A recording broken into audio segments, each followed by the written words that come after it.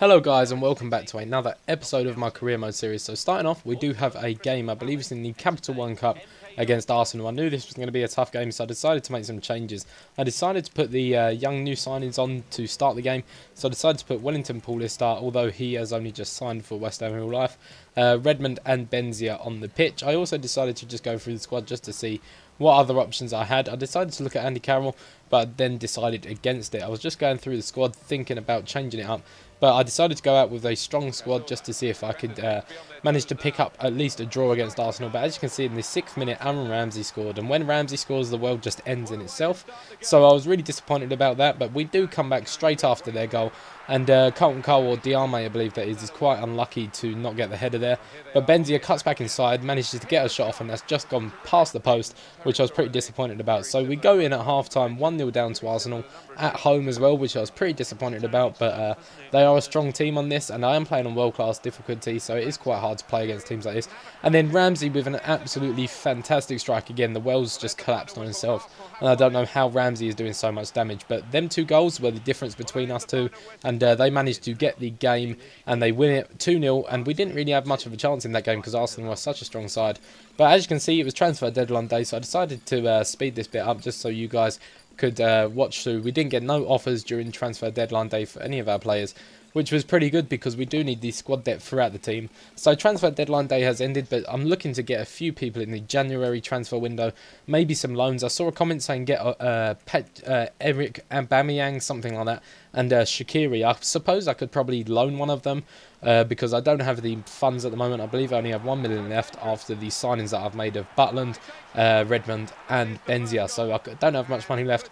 But as you can see, we are in a BPL game against Fulham, and we're at home again, and they managed to get off to a good start in the 45th minute just before half time. They get a 1-0 lead with Brian Ruiz, I believe it is, and we're so unlucky there with Carlton Cole and his diving header.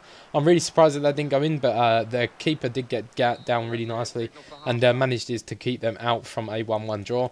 So it was time to make some changes. I decided to bring on Behzinga and Wellington Paulista again, I believe it is, I'm not too sure, and just to change it up and get some pace inserted into the team and hopefully get some goals. But just changing up the team, as you can see here, just changing, put Redmond on as well because he's an absolute beast, and I really hope to get him up to a high rating.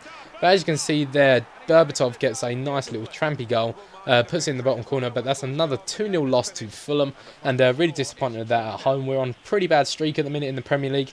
I believe we're quite low in the table. I believe we're in the second half of the table, but Fulham put up a good performance. We didn't really have much of a chance apart from Carlton Cole's diving header.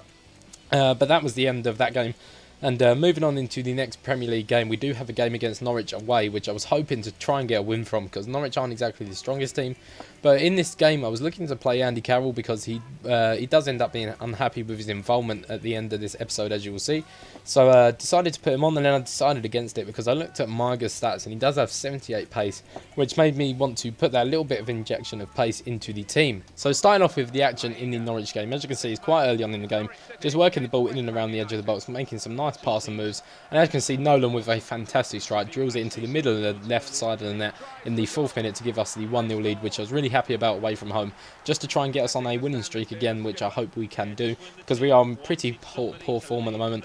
But as you can see, a bit of retarded punch out from Butland there, which I was pretty upset about, and Grant Holt manages to put it away, and then something really horrible happens. Diarme goes down with a severe injury, and I was really upset about that because he is one of our key players in the squad and is an absolute beast, and he plays really well for West Ham indeed. So I was really disappointed about that, so I had to switch up the team, and I decided to put Mark Noble on in his place and bring on Behzinga instead of Maiga, and I decided to swap Maiga around and put him as a cam just to give us that extra pace up front as well, but nothing came of it, and it was a 1-1 draw at full time, which I was pretty disappointed about because I think that we should have won that game against Norwich because they aren't the best of teams in the Premier League.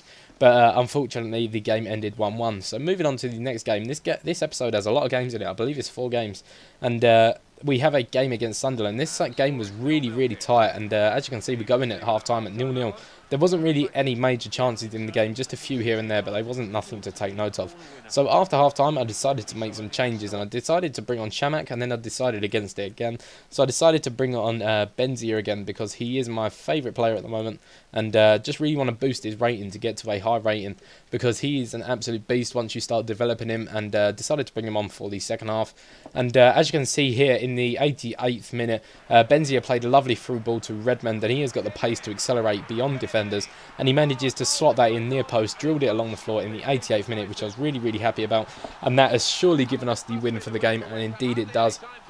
As you can see here, when the ball goes out of play, the ref does call time, and it is a 1-0 lead to us at home to Sunderland, which I was really happy about. That maybe can get us back to winning ways. But as you can see, Butland again with the man of the match. I was happy about that. And as you can see here are the final scores away around the grounds, just to see what other people have done throughout the day. And we're just moving on, and as you can see, Nolan has shown his class in the centre attacking mid-role. And Bez lauds his team for dramatic win. We did get a bit of a dramatic win there in the 88th minute with Redmond's goal, which I was really happy about, as I said, to get us our second win on the sheet. So we are on 6 points now out of, I believe it's like 4 or 5 games. And Jarvis is really enjoying his involvement at West Ham at the moment. And then I do believe it pops up in a minute, saying that Andy Carroll is really unhappy with his uninvolvement in West Ham, as you can see here.